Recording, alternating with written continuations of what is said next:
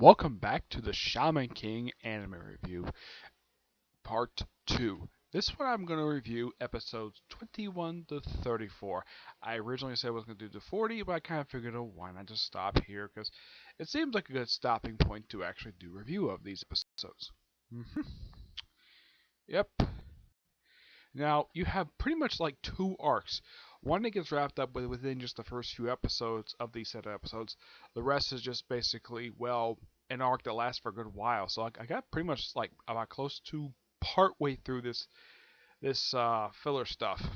Like, pretty much we start off with the battle to rescue Talon from his uncle, and it takes a good like first like 4 or 5 episodes. hmm Yeah,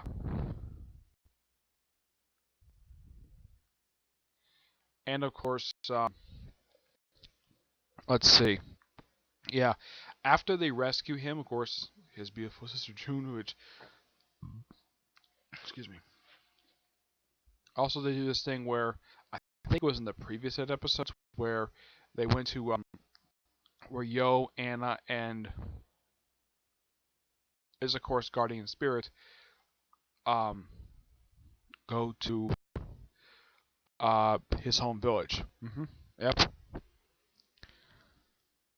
Yeah, and pretty much like after these episodes, after they defeat the um basically it's all resolved within just 4 episodes. Yeah, it's like 20 was like part 1, and by episode 24, this little mini arc is done and over with. Started with episode 25 up until I'm not sure exactly when this thing is supposed to end. Of course, this arc is one that introduces Ho, which in the dub they call him Zake for some reason. Yeah. Also, I've got to point this out though.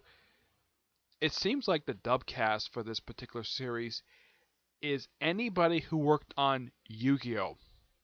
Not kidding about that, because there was these 5 beautiful women, which are led by my Valentine. I'm not kidding about that. Yeah, these 5 beautiful women who are led by her. Well, it's somebody with the same voice actors as her, who also voiced Rangiku from Bleach and Nurse Joy from Pokemon. Yep, woman. And she's not the only one. Yep. Yeah. Yeah. It's like and the reason I say it's my Valentine, not only it's the voice, it's the personality. It's very similar to my. hmm Yep. The actress who voices her is Megan Hollingshed. That's her name. And aside from, well, the 3 characters I named off, and of course voicing off this character in this series, she, yeah, that's basically. I haven't seen her in that many shows, but this is only like my 4th show I've seen her in.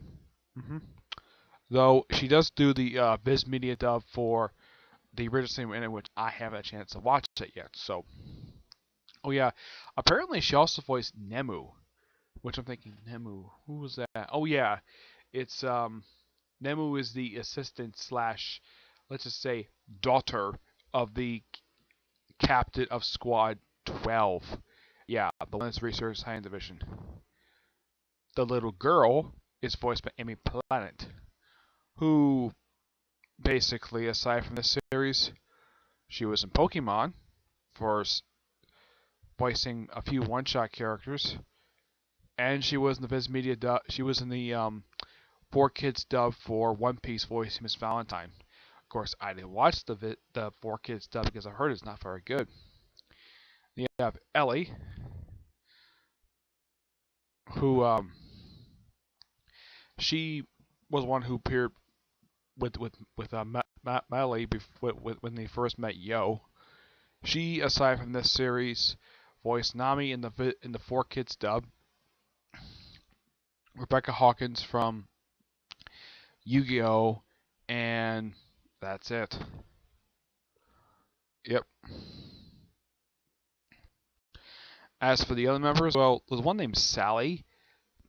There's no like link for her actress's page, but Lily, the one with the glasses, voiced by Amy Burbham. I think that's how you pronounce her name. Yeah. Guess who she voiced in Yu-Gi-Oh? Taya. Yep, she voiced Taya. Interesting though that she voiced Taya. So we have Taya, Rebecca, and Mai in the same group. Also, they introduced the X-Laws in the group, which are led by Seto Kaiba. Well, the guy who does his voice. I'm not kidding about this.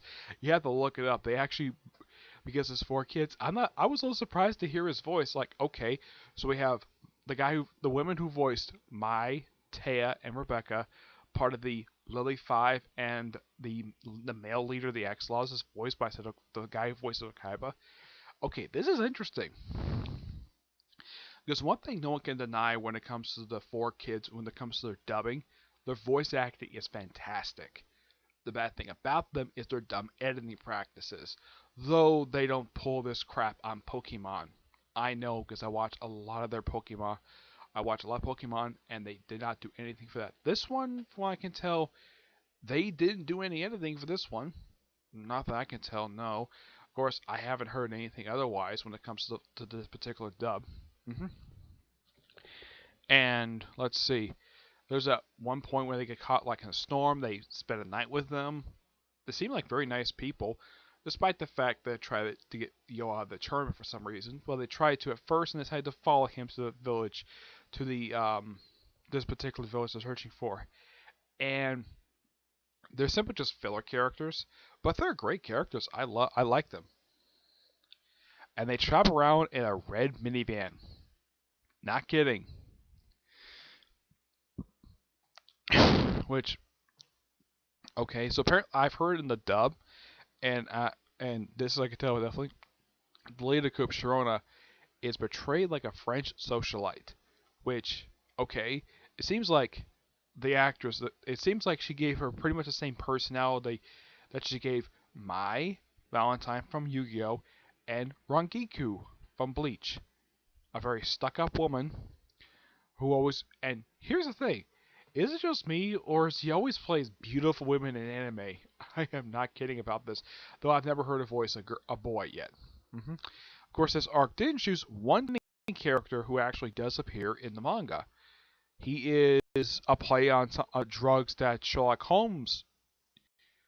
His name is, if I can find his, if I can get to the right place here. He is, and there's actually a picture of him online. His name is Lashric Denial, which, believe it or not, he's actually a reference to a drug that Sherlock Holmes was known for using. Yeah, so I'm kind of like, why in the world would the writer of the series name a character after a drug that Sherlock Holmes was known for using? It's a bit odd, but yeah. And his father, now apparently he does have a history with Ho. I'm calling him Ho. I'm not calling him. It seems odd though that the 4 kids that changed his name to Zeke, they probably didn't like the name Ho. They probably kept his last name. They kept their last name, but he's probably the only character, one of the 2 characters I can think of, where they translate English and they change the name of the character. The only other time I've seen them do this is with Yu-Gi-Oh, where they change like half the characters' names. Like Tejas called something else, Joey and Tristan are called something else in the sub. Like in the case of Morty, yeah, his actual name is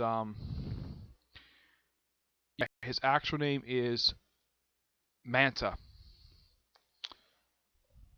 Yeah, and they actually made Manta his last name. Yeah, and then basically his name in the English dub is Mortimer Morty Manta, even though his actual name is Manta Osamadiah, which they do give him that last name in the video games. Yeah.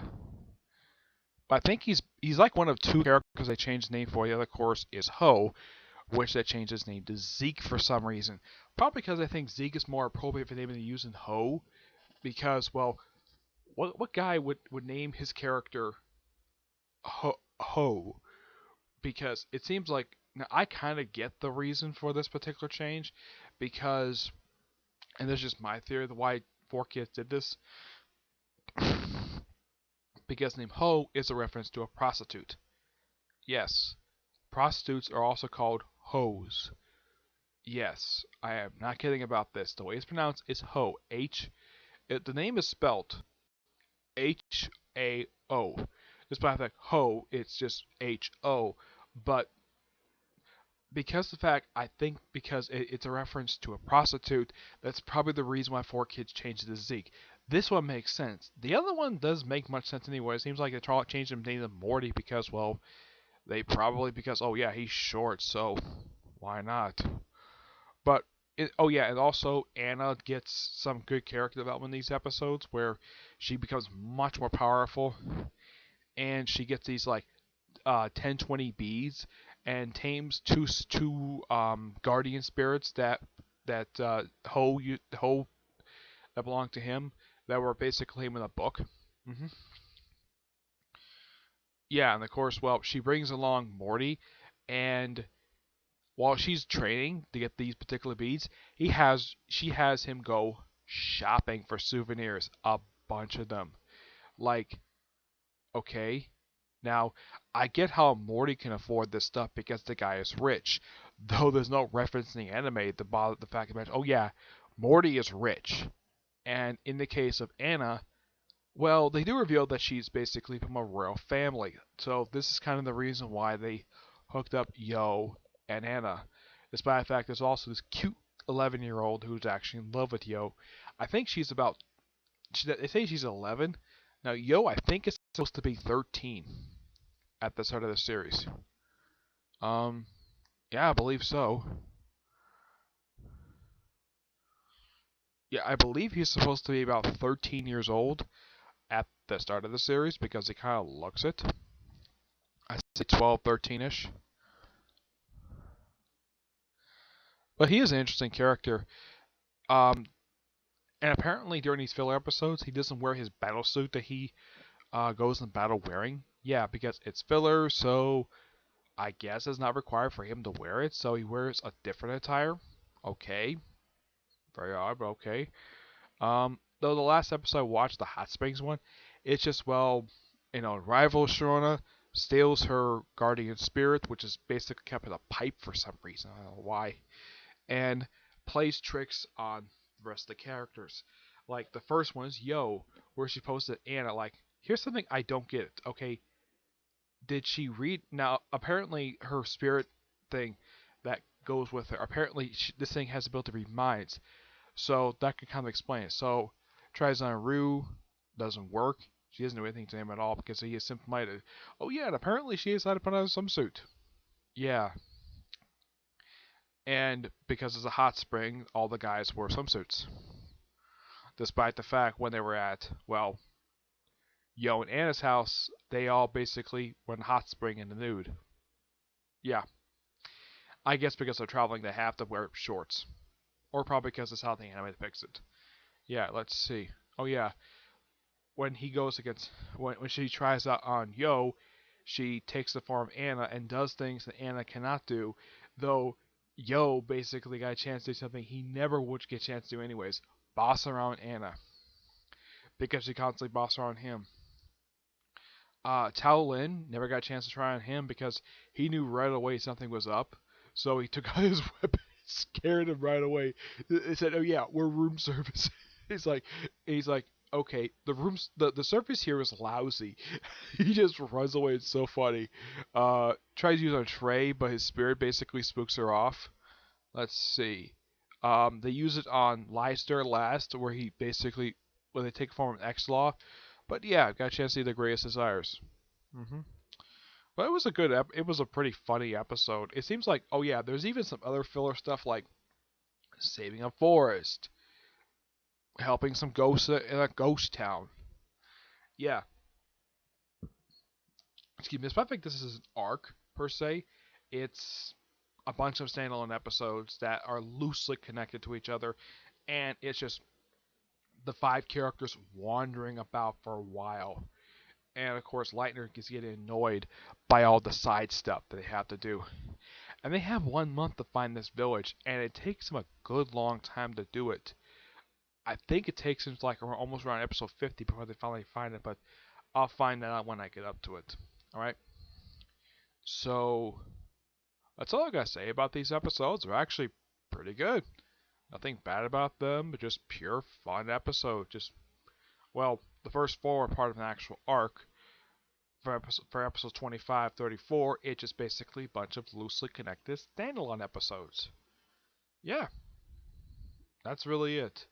I enjoyed the Lily Five.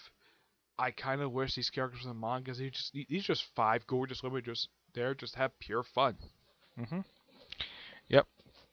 I kind of wish these characters this in the manga because imagine these characters were constant distractions for the main characters. So yeah, that's it for this particular review. Part 3 will cover episodes 35 through 50. Yes, I will cover 16 episodes in part 3. Part 4 will cover the last 14 episodes of the series, and part 5 I will hopefully get a chance at that point to read and get my thoughts on Shaman King Zero and Shaman King Flowers. Shaman King Zero is the prequel manga, and Shaman King Flowers is the sequel manga. I will talk about those soon when I finish the series. Okay? But until I see you on the next episode, bye.